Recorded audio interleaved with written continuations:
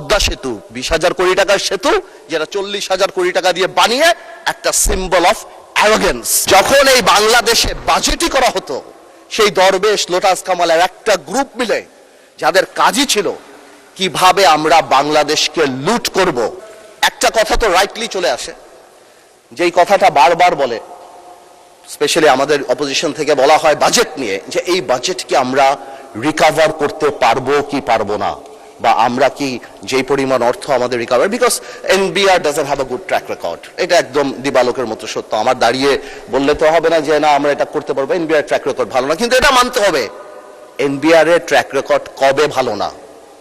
NBR এর track record তখন ভালো না যেই 17 বছর there was state patronized corruption in this country, তখন এনবিআর রেকর্ড ভালো না। যখন এই বাংলাদেশে বাজেটই করা হতো, সেই দরবেশ লোটাস কামালের একটা গ্রুপ মিলে যাদের কাজই ছিল কিভাবে আমরা বাংলাদেশকে লুট করব, এবং যেহেতু তাদের লুটের প্রসেসটা যাতে খুব সিম্পল হয়, যে পাইপলাইনটা এনবিআর এর ডিরেক্টর থেকে আরম্ভ করে যে প্রসেসটা, তারা সবাইকে করাপ্টেড করতো। আর জনগণকে কি দেখানো হতো? জনগণের দেখা হতো পদ্মা সেতু 20,000 কোটি টাকার সেতু, যেটা 40,000 কোটি টাকা দিয়ে বানিয়ে একটা সিম্বল অফ অ্যারোগেন্স। ঠিক যেমন মমতাজ আর তাজমহল অনেকে বলে সিম্বল অফ লাভ, আমিও সেটাকে বলতাম শাহজাহান সাহেবের সিম্বল অফ অ্যারোগেন্স, যে কারণে সেই সময় সব ধ্বংস মানুষের হাত কেটে দেওয়া হতো, কিন্তু উনি ওটা নিয়ে ব্যস্ত ছিল।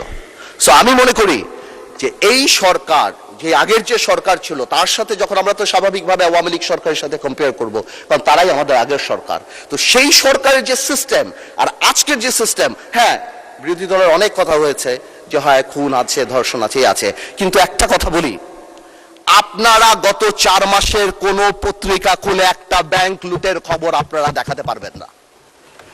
গত